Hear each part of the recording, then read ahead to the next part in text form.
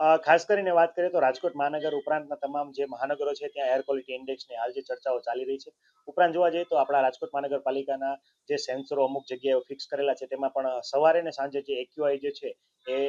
Transit જે ખાસ કરીને ટાઈમ સાથે જોવા જઈએ તો એ વખતનો જે એક્યુઆઈ જે છે ઘણો પુઅર જે છે નોંધાતો હોય છે અને બેઝિકલી અનહેલ્ધી કહી શકાય. તો એવા એક્યુઆઈને કારણે મોટાભાગે જેમની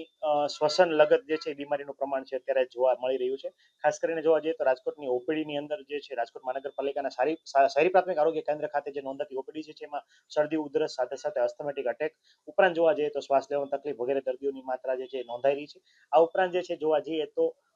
શરદી ઉધરસમાં લક્ષણો જોવા જઈએ તો નાકમાં બળતરા થવી, નાકમાંથી પાણી વહેવું, ગળામાં બળતરા થવી, ગળામાં ખરડી અનુભવી, તાવ અનુભવો, ઉધરસ આવી અને ઉધરસ જે છે એ 3-4 દિવસ સુધી પ્રોલોંગ રહેવી વગેરે લક્ષણો છે એ જોવા મળી રહે છે. આ ઉપરાંત ઘણી વખત શ્વાસ લેવામાં તકલીફ થવી, ગભરામણ થવી, મૂંઝારો વગેરે લક્ષણો પણ અમુક કિસ્સામાં નોંધાઈ રહ્યા છે. ખાસ કરીને જોવા જઈએ તો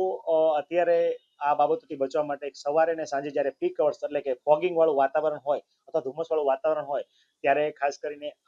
હાઈ રિસ્ક અથવા જે વલ્નરેબલ ગ્રુપ કહીએ તો એમાં પણ ખાસ કરીને બાળકો જે છે, વૃદ્ધો છે, જેમને ડાયાબિટીસ છે, શ્વાસને લગત કોઈ બીમારી છે, દાખલા તરીકે અસ્થમાટિક અટેકની હિસ્ટ્રી હોય અથવા જેમને સીઓપીડીથી પીડાતી હોય અથવા કોઈને સિલિકોસિસ, એસ્બેસ્ટોસિસ જેવી લંગની કોઈ પણ બીમારી હોય, જેમને જૂનો ટીબી હોય, ઉપરાંત ખાસ કરીને જોવા જઈએ તો જેમને કિમોથેરાપી લાંબા સમયથી કોઈ કિમોથેરાપી ચાલતી હોય અને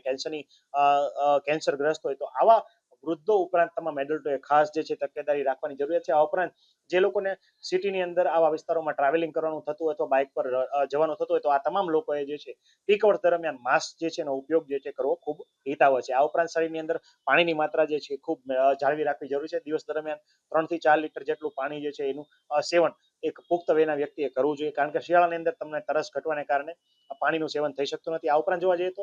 ખાટા ફળો, સાઇટ્રસ ફ્રૂટો ઉપરાંત જે છે અત્યારે તાજા શાકભાજી ઉપરાંત વિટામિન સી અને વિટામિન ઈ યુક્ત ખોરાક જે છે એ લેવો ખૂબ હિતાવહ છે, જેનાથી તમારી રોગ પ્રતિકારક શક્તિ ઇમ્પ્રુવ થાય. આ ઉપરાંત અત્યારે આપણે જે ચીકી ઉપરાંત જે છે